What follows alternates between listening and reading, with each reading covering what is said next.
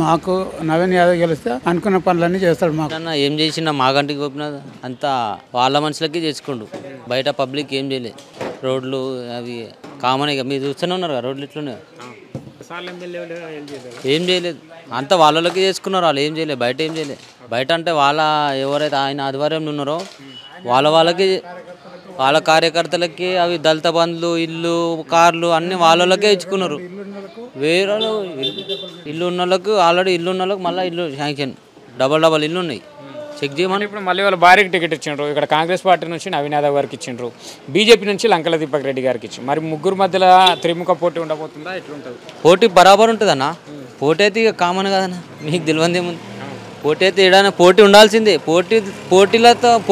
పోటీ చేసి నెగ్గడమే అది ఉంటుంది. మామూలుగా ఇప్పుడు అయితే మామూలుగా మావాడు నెగ్గిపోయిండు నవీన్ యాదవ్, 99% మావాడికి నెగ్గిపోయిండు. బయట పడ్డట్టు కాకపోతే ఆడ పైనుంచి రావాలి పర్మిషన్, అంతే. అంతే, అది చూడండి మీరు. అధికారంలో కాంగ్రెస్ పార్టీ ఉందా? కాంగ్రెస్ పార్టీలో ఉందని కాదు, ఎట్లయినా నవీన్ యాదవ్ గెలుస్తాడు.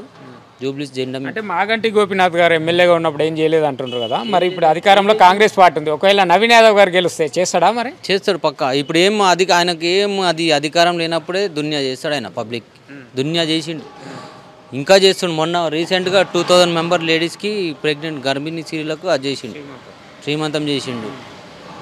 మళ్ళీ బ్యాక్గ్రౌండ్ అని మాట్లాడుతుండ్రు అంటారా నా, ఇప్పుడు రౌడీ షీటర్ అంటే ఏదో ఒకటి పెట్టాలి కదా, నెత్తి మీద ఏదో ఒకటి పెడితే బయట పడుతుంది.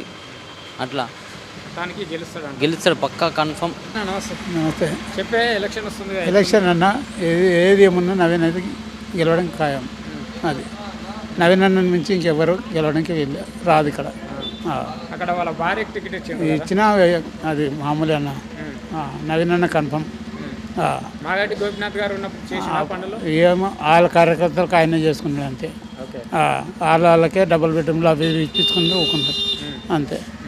కాంగ్రెస్ గవర్నమెంట్ ఎట్లుంది? మళ్ళీ మాకు నవీన్ యాదవ్ గెలిస్తే అనుకున్న పనులన్నీ చేస్తాడు. మాకు లోకల్గా ఉన్నాడు కాబట్టి ప్రతి దానికి అందుబాటులో ఉంటాడు. అది రాత్రి అనక పగలనక పోయినా ఆయన మాకు మంచి ఇదిగా ఉంటారు. ఏం చేస్తుంది కాంగ్రెస్ గవర్నమెంట్? చెప్పిన పనులు చేయట్లేదు అది అంటే అందరూ అప్పుడే చేయాలని చేస్తారా?